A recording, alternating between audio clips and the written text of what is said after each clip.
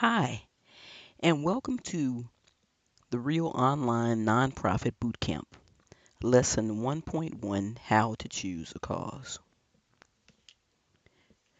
Choosing a cause when you're getting ready to start a nonprofit is one of the first things that you should do.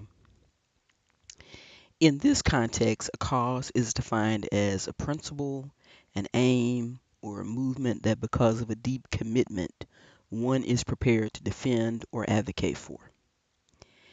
The cause should be one that has a public purpose and will benefit your community. When choosing a cause for your nonprofit organization, there are several factors that you should keep in mind.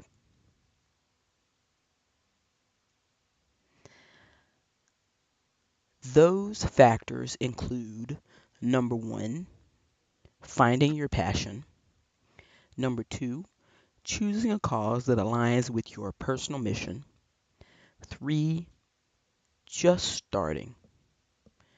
Four, seeking out causes with which you have a personal connection. And number five, doing your research and then doing more research. Number one, finding your passion.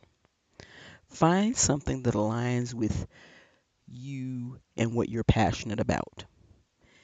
Make sure that it's something that you want to be involved with for the long term. I founded a nonprofit called the Center for Public Health and Justice. The cause of my nonprofit is improving the area known as the Mississippi Delta, which includes 15 counties that border the Mississippi River. I chose a cause that made me feel good about contributing to the community and participating in something that's bigger than myself. And so I hope that you will do the same. Number two, choose a cause that aligns with your personal mission statement. Just as a company chooses a mission, your nonprofit will also have a mission that guides the activities of the business. A personal mission statement guides the activities of your own life. For example, Oprah Winfrey's mission statement is to be a teacher and to be known for inspiring my students to be more than they thought they could be. So consequently, the projects that she chooses are compatible with that cause. Once you've figured out your own personal mission statement, it becomes much easier to identify causes that resonate with your mission. Number three, I want to give you some advice and tell you just start. There are so many people that become paralyzed by fear or overthinking a situation. For many people, the real obstacle to starting a nonprofit is fear of failure. The way to overcome this fear is doing your research and drafting a plan for how your nonprofit will run. Oftentimes, people will tell you what you need to start a nonprofit, but they won't tell you how to start your nonprofit.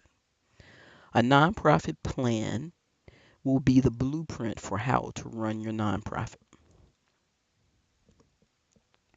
Number four, seek out causes that you have a personal connection to.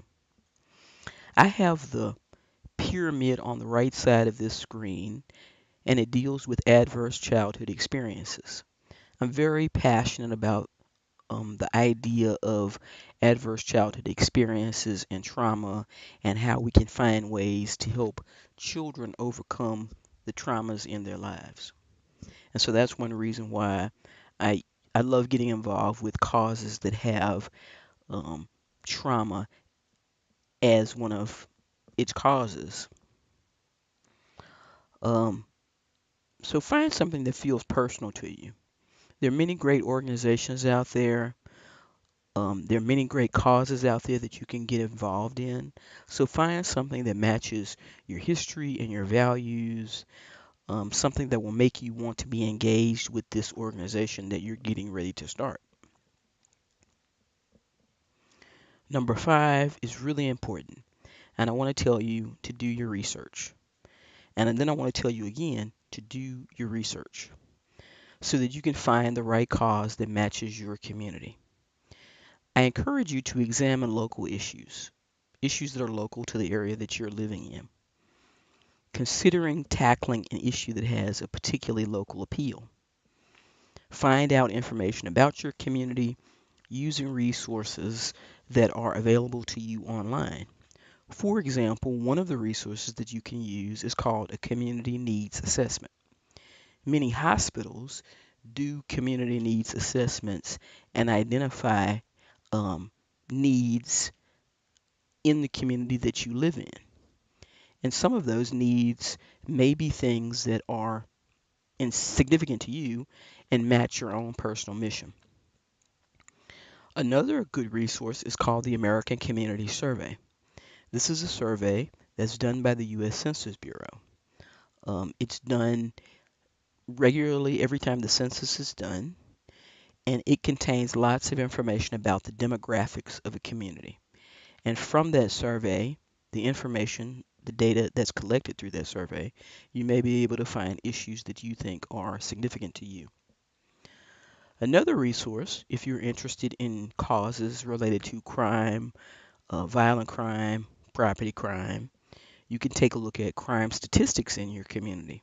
Each year, the FBI puts out a report that talks about the rate of crime in each state, and it often breaks it down to counties, to the county and city level. That's also a good resource. For those of you who have more of a global perspective, you may want to go to the Centers for Disease Control and look at many of the reports that they have on their website. Also, you may want to look at the World Health Organization. The World Health Organization is an organization that's concerned with international public health issues.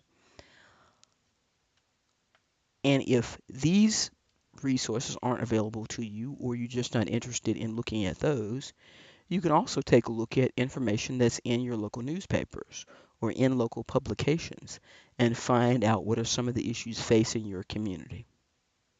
I hope you've enjoyed our discussion, and I hope that this information helps you choose a cause for your nonprofit organization.